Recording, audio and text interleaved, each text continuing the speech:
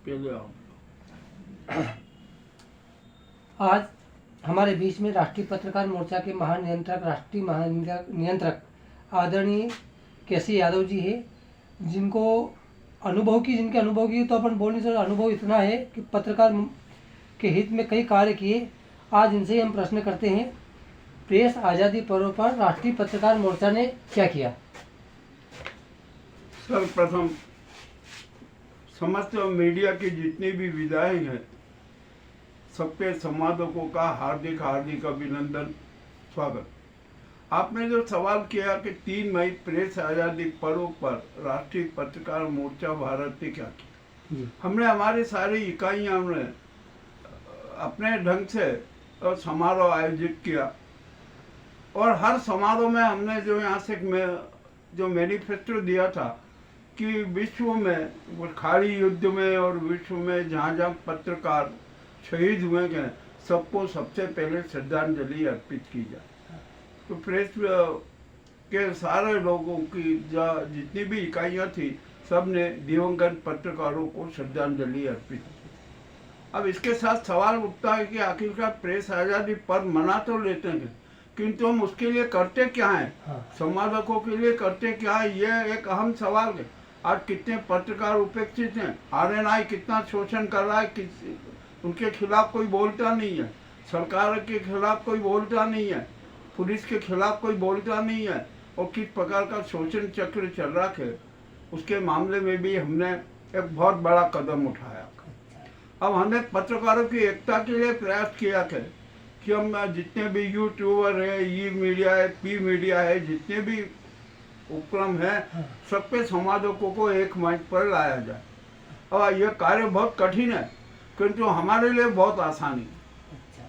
और उसके आसान का एक तरीका सबसे ये है कि सरकारें तो मीडिया आयोग बनाती नहीं है, और जो भी बनाती है तो वो अपने अपने ढंग से अपने अपने चहेतों को उसमें सम्मिलित कर लेते हैं। किंतु राष्ट्रीय पत्रकार मोर्चा भारत ने द्विस्तरीय मीडिया आयोग का गठन किया, वो निजी रहेगा।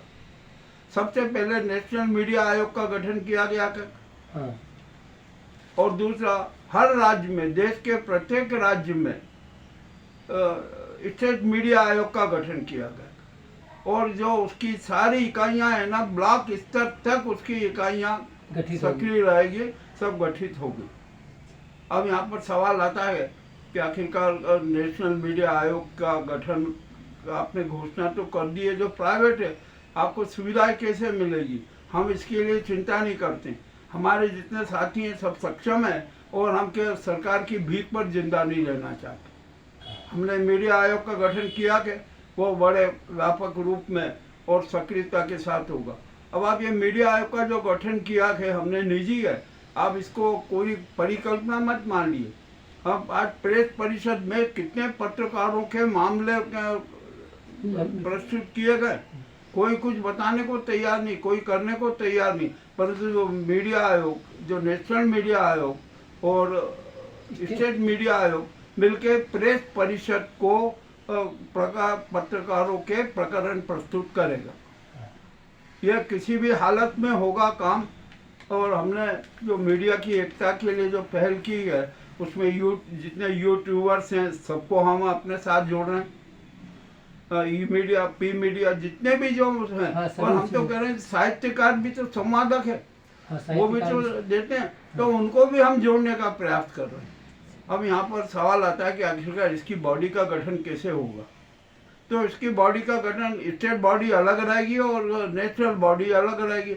और जो हमें सदस्यों की जो बात है कि मीडिया आयोग में कितने सदस्य होंगे, यह भी एक प्रश्न उठता है। तो हमने इसके लिए प्रोविजन रखा है कि हर राज्य से 5-5 सदस्य नेशनल बॉडी के उसमें शरीक किए जाएंगे, और स्टेट बॉडी अपनी अलग बनेगी, उसका अध्यक्ष अलग होगा। वो वहाँ पर उसी पैटर्न पे पूरे ब्लॉक स्तर पे जिले के सारे लोगों को लेके हर जिले से दो सदस्य उसमें मान्य कर देंगे।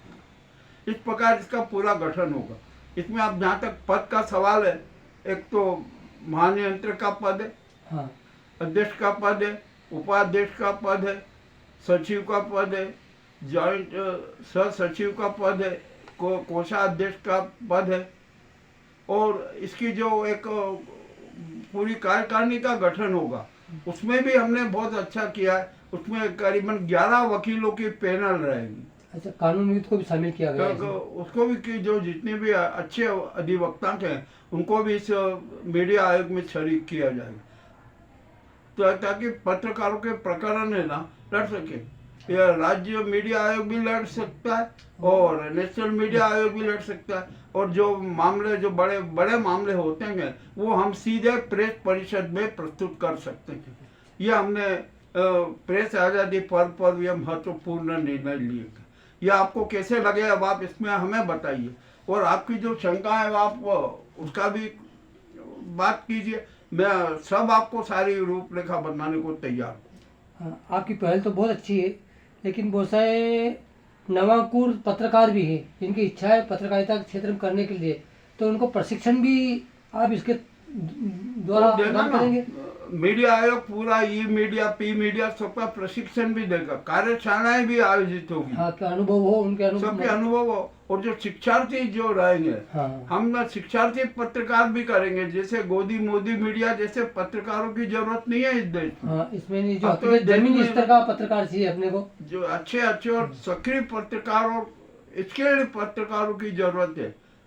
देश की रक्षा करना है, राष्ट्र की रक्षा करना है, समाज की रक्षा करना है, संविधान की रक्षा करना है, भारत माता की रक्षा करना है, भारत माता की आत्मा की रक्षा करना है, समाज की रक्षा करना है, जनता की रक्षा करना है, एक और सब- न्याय विधा की भी रक्षा करना है। हाँ हमने एक बात आपको कही, हमने अपने उसमें बार बार चैनल में चलाया कि जो न्यायपालिका सुप्रीम कोर्ट, न्यायपालिका सुप्रीम कोर्ट, हाई कोर्ट और जो भी निचली अदालत जो निर्णय देती है उसकी समीक्षा करने का अधिकार हर आदमी को है, परंतु इसके साथ एक लिमिट होती है कि हम उसी मामले की समीक्षा करेंगे जो जनहित से जुड़े हुए हों, हाँ, जनहित समाज हित से जुड़े हुए हों, उनकी हम न्यायिक समीक्षा करने का भी अधिकार इस आयोग को रहेगा, नेशनल आयोग को और स्टेट मीडिया आयोग को। हाँ, ये तो बहुत अच्छा रहेगा। एक कई पत्रकार देखे जो बड़े शहरों में है, छोटे शहरों में, जिलों में, वो तो उनकी तो सुनते हैं लोग, लेकिन जो ग्रामीण स्तर से पत्रकार जो रहते हैं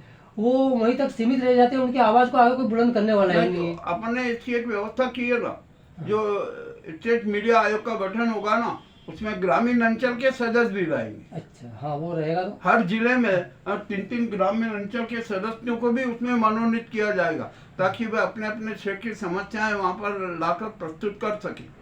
किसी के साथ अन्याय नहीं होगा, शोषण नहीं होने देंगे। ये हमने जो एक व्यूह रचना बनाई है, ये आपको कैसी लगी आप तो ये बताइए। ये आपकी जो रचना बहुत अच्छी लगी है, और हम प्रार्थना भी करते हैं भगवान से भी कि ये जो हमारा जो आपने जो पहल करी जो सिद्ध हुई, तो इससे बहुत अच्छा पत्रकारों का भी फायदा होगा। आजकल हमने देखे जो बड़े बड़े पत्रकार होते हैं वो राजनीति की बात करते हैं, उद्योगपतियों की बात करते हैं, लेकिन ग्रामीण क्षेत्र जो आज भी पिछड़े हुए हैं, किसानों की बात करने में मतलब क्या सकुचाते हैं। सबसे ज़्यादा जो मजदूर वर्ग और किसान वर्ग जो जिनका शोषण हो रहा है, उनकी बात सरकार तक पहुँच ही नहीं पाती है। हमने यही तो किया है ना कि इसीलिए जो इसकी जो संरचना की जाएगी ना, हाँ। उसमें ग्रामीण अंचल के भी सदस्य रहेंगे, सबकी बातें सुनी जाएगी।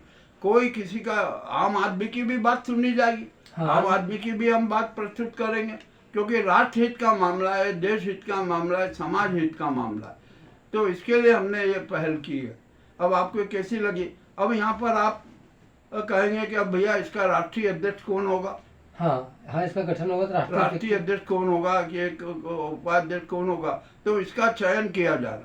अच्छा, इसका चयन कैसे किया जाएगा?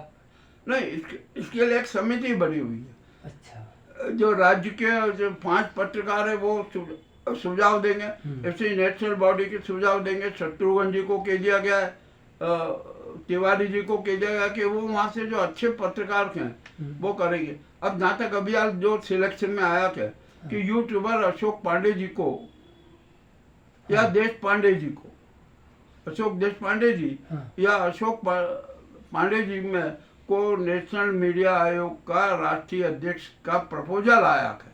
अच्छा, हम यहाँ बैठ के जो समिति निर्णय कर लेगी वो कर लेगा। और इसके लिए सबसे बढ़िया दिन हमने रखा है 4 जुलाई 2026।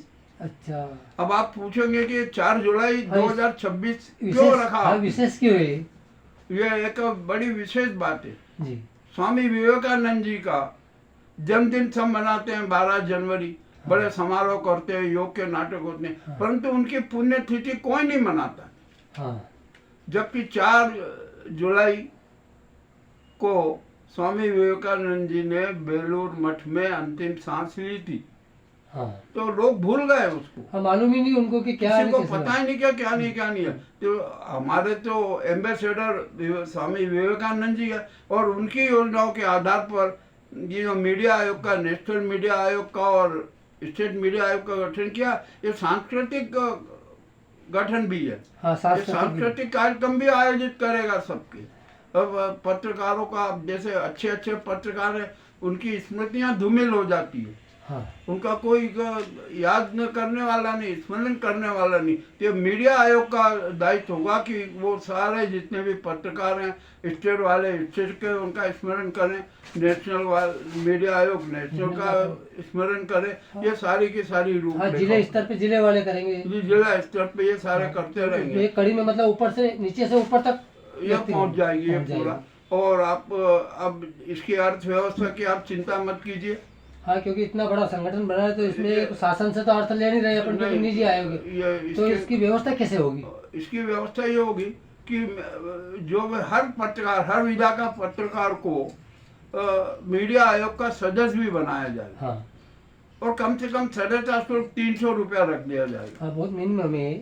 मान लीजिए कि आज 2000 सदस्य बने, तो इतना फंड तो आ जाएगा ना। कार्यक्रम अच्छी तरीके से हो जाए। और जब अपना एडवोकेट पैनल है, वो अपनी सेवाएं निःशुल्क देगा, दूसरे सब अपनी सेवाएं निःशुल्क देने को तैयार हैं। अच्छा। तो यह बहुत बड़ा क्या है, हम सरकारों से हमें किसी प्रकार की कोई आशा नहीं है।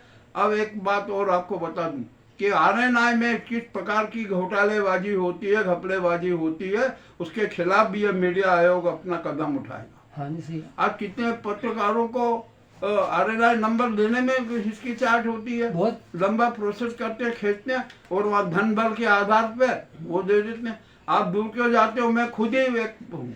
हाँ, थीम का जो नया फॉर्मेट का RNI नंबर आज तक नहीं भेजा गया। हाँ, आवेदन कर दिया। जबकि अरे आवेदन तो दिया हुआ है, और जो इनकी जो खाना पूर्ति वो तो अब एक इन्होंने नाटक कर रखा कि नहीं, आप